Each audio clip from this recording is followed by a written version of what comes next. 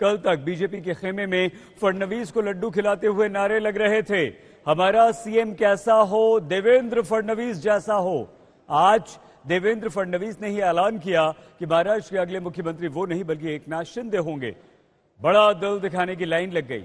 BJP ने बड़ा दिल दिखाया। सबसे बड़ी पार्टी होकर भी एकनाथ शिंदे को सीएम पद की कुर्सी दे दी। फिर बीजेपी के केंद्रीय नेतृत्व ने बड़ा दिल दिखाते हुए कहा कि डिप्टी सीएम पद की कुर्सी तो देवेंद्र फडणवीस को लेनी चाहिए। फिर बड़ा दिल दिखाते हुए देवेंद्र फडणवीस ने आदेश मानते हुए डिप्टी सीएम के तौर पर शपथ ले ली। अटल बिहारी वाजपेयी ने लिखा था, छोटे मन से कोई बड़ा नहीं होता, टूटे मन से कोई खड़ा नहीं होता। आज बीजेपी ने बड़ा मन दिखाया है, लेकिन इसी बड़े मन को देखकर सब पूछ रहे हैं कि आखिर ये हुआ कैसे।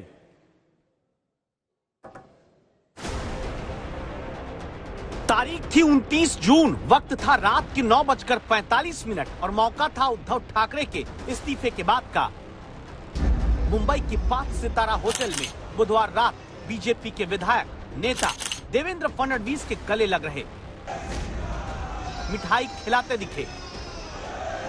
राजनीति की इस मिठाई में सीएम पद पर अगली सुबह तक देवेंद्र फडणवीस की दावेदारी की मिठासी तस्वीर देखने वाले हर शख्स ने महसूस की जब बुधवार रात नारे लग रहे थे,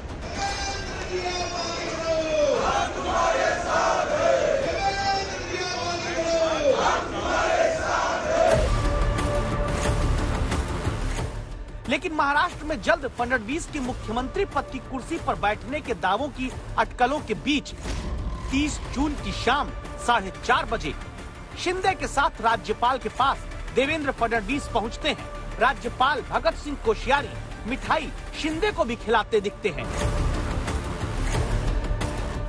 गवर्नर महाराष्ट्र के मिठाई देवेंद्र फडणवीस को भी खिलाते हैं। तब भी शायद किसी को अंदाजा रहा होगा कि दोनों नेता भले मिठाई खा रहे हों, लेकिन सत्ता की चांदी का वर्क वाला लड्डू फडणवीस नहीं बल्कि शिंदे के हाथों में आने वाला है। ऐलान खुद थोड़ी ही देर में देवेंद्र फडणवीस ने कर दिया। एकनाथ शिंदे जी के साथ शिवसेना जो है, शिवसेना के नेता के रूप में आज उन्होंने मुख्यमंत्री पद के लिए अपना क्लेम माननीय राज्यपाल जी को दिया। भारतीय जनता पार्टी के हमारे गुट ने उनको पूरा समर्थन दिया। हमारे 106 और उसके साथ साथ उनके साथ और हमारे साथ जो इंडिपेंडेंट्स और छोटी पार्टियां हैं, इन सभी के समर्थन का पत्र आज हमने सौंपा है और गवर्नर साहब ने श्री एकनाथ शिंदे जी को 7:30 बजे शपथ के लिए न्योता दिया है। महाराष्ट्र की राजनीतिक उठापटक की पिक्चर में जहां दावा था कि 947 दिन बाद मुख्यमंत्री देवेंद्र फडणवीस बन सकते हैं, वो किंग की बजाय किंग मेकर की भूमिका में चले गए। जो एकनाथ शिंदे बगावत करके डिप्टी सीएम पद पाने की अटकलों में दिखे थे, बीजेपी ने उन शिंदे को ही महाराष्ट्र की मुख्यमंत्री की कुर्सी पर बैठा दिया।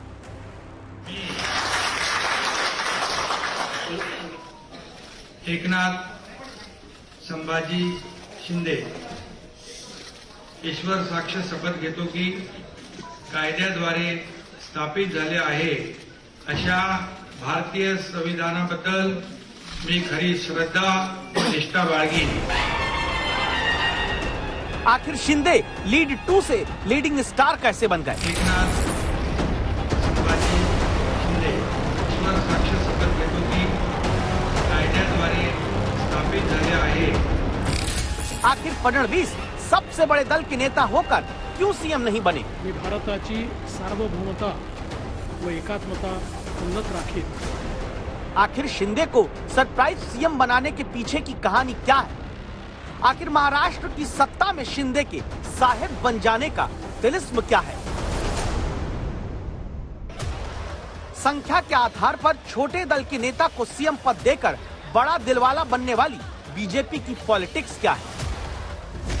जिस बीजेपी के बारे में सोशल मीडिया में ये डायलॉग बहुत बार आपने पढ़ा होगा कि बीजेपी चुनाव जीतकर डेफिनेट सरकार बनाती है और जहां चुनाव नहीं जीतती सरकार वहां डेफिनेटली बनाती है, तब महाराष्ट्र में सबसे बड़ी पार्टी होकर भी बीजेपी ने सीएम पद अपने पास क्यों नहीं रखा? 2019 में अजित पवार खेमे के समर्थन पर अलसुबह शपथ सीएम पद की फडणवीस ने ली थी।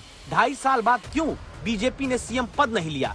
डबल इंजन सरकार को जरूरी बताने वाली बीजेपी ने आखिर महाराष्ट्र में डबल इंजन सरकार बनने के मौके पर इंजन की कमान अपने हाथ में क्यों नहीं ली?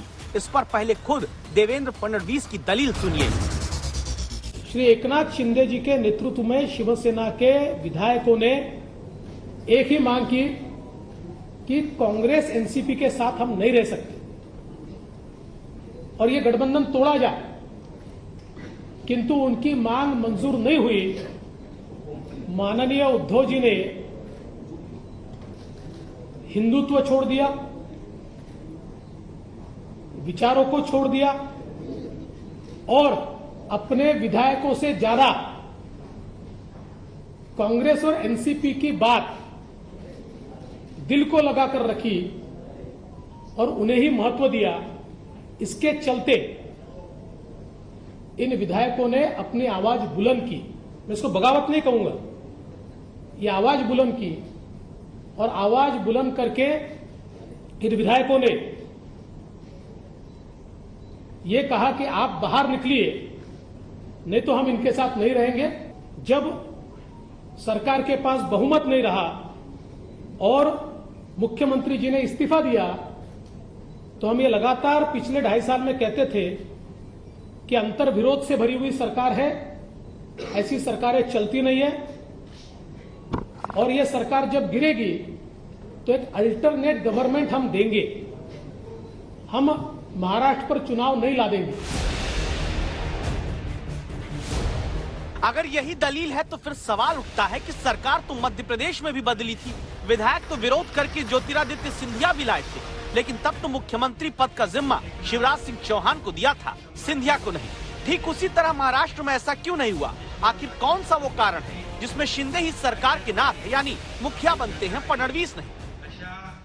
अब जब शिंदे को कुर्सी मिल गई तो विधायक शिंदे गुट के गोवा में बैठकर इतने खुश हुए कि टेबल पर चढ़ गए, डांस करने लगे। लेकिन पॉलिटिकल डेमोक्रेसी का ये डांस क्या वाकई सब कुछ बगावत से लेकर सरकार बनने तक स्क्रिप्ट के मुताबिक ही है?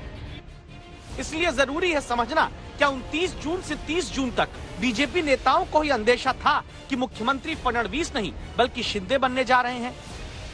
29 जून को जब शिंदे मुंबई लैंड भी नहीं कर पाए थे, तब उद्धव ठाकरे के इस्तीफे के बाद मिठाई खाकर देवेंद्र फडणवीस के चेहरे पर खुशी और चमक देखिए, सुनिए तब क्या नारे लगे।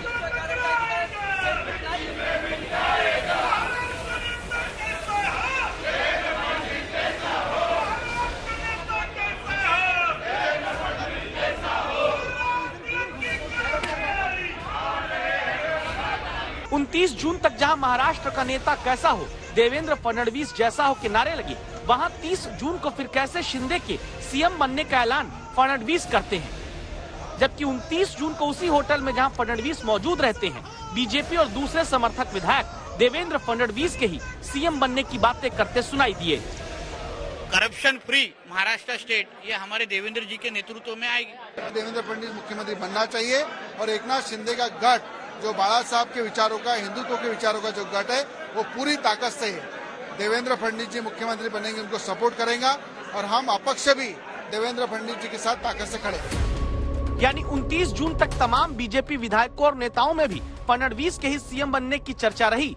क्या 30 जून को शिंदे के नाम के ऐलान से पहले भी अंदाजा बीजेपी और शिंदे खेमे में था? क्या एकनाथ शिंदे के भाई प्रकाश शिंदे को पता था? आज तक ने उनसे पूछा तो जवाब सुनिए। इसका निर्णय हुआ तो अच्छा हुआ, इसके बारे में हमको कुछ मालूम नहीं था। आपके चैनल के माध्यम से ही मुझे पता चला और हम लोग उनके साथ में ही थे, इसके लिए हम लोग स्वागत करने आए थे। जब ये निर्णय पता चला कि सीएम एकनाथ शिंदे होने वाले हैं, पहली प्रतिक्रिया क्या थी? किसी का फोन आया घर के परिवार से, क्या बात हुई? किसी का परिवार का फोन नहीं आया। जैसा तुम्हारा चैनल के माध्यम से सीएम बन रहे हैं, तो जैसा मैंने घर में बताया, ये अभिनंदन किया भाभी का कि अपना भाई मुख्यमंत्री बन गए। यानी ठाणे में भी इस बात को लेकर अंदाजा नहीं लगाया गया था कि शिंदे मुख्यमंत्री बनने जा रहे हैं। न ही गोवा में इसको लेकर इतनी सुगबुगाहट थी। तभी तो शिंदे के सीएम बनने की घोषणा के बाद वीडियो कॉल पर अपने नेता को देख गोवा में बैठे विधायक नारे लगाने लगे।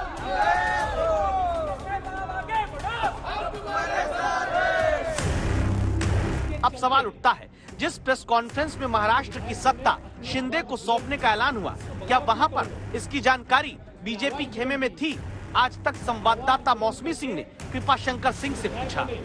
क्या आप लोग को जानकारी नहीं थी? शौक लगा जब देवेंद्र फडणवीस ने कहा कि एकनाथ शिंदे होंगे मुख्यमंत्री, पता था आप लोग को? बिल्कुल पता नहीं था। और आदरणीय देश के प्रधानमंत्री नरेंद्र मोदी साहब कभी कभी इतना सरप्राइज निर्णय लेते हैं, उसका परिणाम अच्छा बहुत आया है। हो सकता है ये जो निर्णय लिया होगा कुछ सोच समझ के लिया होगा।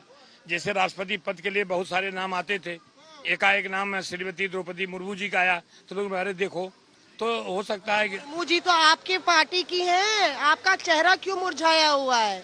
क्या आप लोग को निराशा है इस बात को लेके? क्या किसी को पता था? नहीं पता क्योंकि आपकी देखो सच्चाई है, निराशा तो हुई। हम सब लोग जान रहे देवेंद्र फडणवीस जी फिर से मुख्यमंत्री बन रहे हैं। राजनीति में जो सबको लग रहा था वही हुआ कैसे नहीं, जो दिख रहा था वही दिखा कैसे नहीं। देवेंद्र जी ने अभी यहाँ पर कहा कि हम लोग बाला साहब ठाकरे जी के शिव सैनिक को समर्थन दे रहे हैं। ये उनके दिल का बहुत बड़प्पन है। ऐसा कभी कोई करता नहीं जिसके पास 120 विधायक है, जिसके पास 120 विधायक होने के बावजूद ऐसा कोई ग्राम पंचायत और नगर सेवक का पद भी नहीं छोड़ता है। ये तो मुख्यमंत्री पद है।